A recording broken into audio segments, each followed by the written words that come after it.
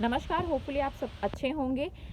आप सबने नोटिस किया होगा अपनी लाइफ में कि मैच्योरिटी और एज का इतना ज़्यादा लेना देना नहीं होता जितना हाइक किया जाता है। कभी कभी ये भी हो सकता है कि जिनसे हम एक्सपेक्ट करें जिस एज के लोगों से, वो ऐसा काम कर दें जो हमने इमेजिन ना किया हो। मतलब उसमें छोटे लेवल की बात कर रही हूँ मैं। और कभी कभी ये भी हो सकता है कि कोई छोटा बच्चा आपकी समझदारी वाली बात को इतने अच्छे से समझ जाए जितना कभी आपने इमेजिन ना किया हो। तो कभी भी हम ये नहीं कह सकते हैं कि अगर कोई एडल्ट हो चुका है एज वाइज, इसलिए आपने देखा होगा कि अगर कोई एज वाइज हम उसको एडल्ट का नाम देते हैं, हमने उसको ऐसा नहीं बोला कि मैच्योर। साइंटिफिकली या बायोलॉजिकली लड़कियां जल्दी मैच्योर होती हैं एज कम्पेयर टू बॉयज़। ये भी आपने पढ़ा होगा और ये फैक्ट भी है actually. But exceptional cases are always there. आप कैसे एनवायरनमेंट में, कैसे किस तरह से आपका ब्रॉटअप है, किस तरह से आप चीज़ों को एनालिसिस करते हैं, ये बहुत ज़्यादा मायने रखता है। और सबसे बड़ी बात ये कि हम गलती से कितना सीखना चाहते हैं।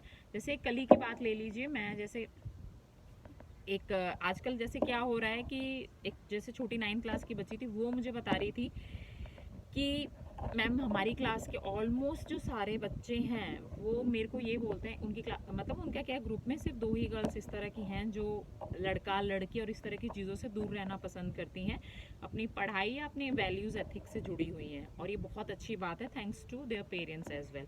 बट अब मैंने जो देखा, उन्होंने मुझे ये चीज़ बताई कि मैम क्योंकि हम इन चीज़ों में इन्वॉल्व नहीं होते तो वो लोग हमको आइसोलेट कर देते हैं। On the other hand she only told me कि जो बड़े जो एज के हैं, जैसे 15 ईयर्स या 18 ईयर्स के जो लोग हैं, कितनी बार मैंने उन्हें देखा है कि दीदी वो एक साथ बैठे हुए, for example boy and girl है और गर्लफ्रेंड बॉयफ्रेंड मान लीजिए, कोई कपल है, तो वो भूल जाते हैं कि उनको किस तरह से बैठना चाहिए। वो ये भी भूल जाते हैं कि वो भी एक दिन पेरेंट बनेंगे, वो ये भी भूल जाते हैं कि उनके भी बच्चे होंगे, और अगर उनके बच्चे इस तरह से उनके साथ बिहेव करें, that is really very weird. ये चीज़ मैंने भी, जब मैं दिल्ली के लोधी गार्डन में गई थी, मैंने ऑब्जर्व किया था। मैं अपने 5 भाइयों के साथ वहाँ गई थी और सीरियसली मुझे ऐसा लगा था कि आई कांट एक्सप्रेस। स्टूडेंट्स को पता है कि मेरा यूजुअली इस चीज़ पे कैसा बिहेवियर होता है या कैसा एक्शन होता है।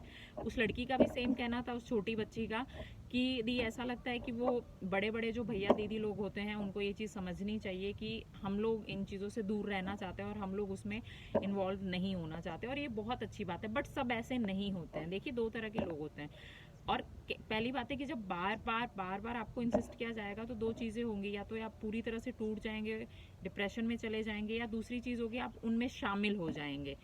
एक और फैक्टर हो सकता है कि आप मेंटली बहुत ज़्यादा स्ट्रांग है और अकेले ही लड़ेंगे, पर हमेशा ऐसा नहीं होता है। तो मुझे लगता है मैच्योरिटी यही है कि आप एडल्ट तभी हुए हैं जब आप अपने आसपास के लोगों के बारे में सोचते हैं। आपके घर में छोटे भाई बहन हैं, आप पेरेंट्स बनेंगे, कल को आप हस्बैंड वाइफ होंगे, तो कल के अगर सपोज आपके सामने ही आपके बच्चे इस तरह की हरकतें करें तो how do you feel? I think we should understand. मैंने गंगा जी पे एक वीडियो बनाई थी, उसमें भी मेरा यही कहना था कि गंगा घाट पे जाके कपल्स क्या कर रहे हैं, केदारनाथ के आपने खुद ने वीडियोस देखी है, लेकिन बिकॉज अभी जो ये तीर्थ स्थल नहीं रह के हनीमून स्पॉट बन गए हैं, और ये कितना ज़्यादा अनफॉर्चुनेट है हमारे देश के लिए, हमारी धर्म के लिए, हमारी संस्कृति के लिए।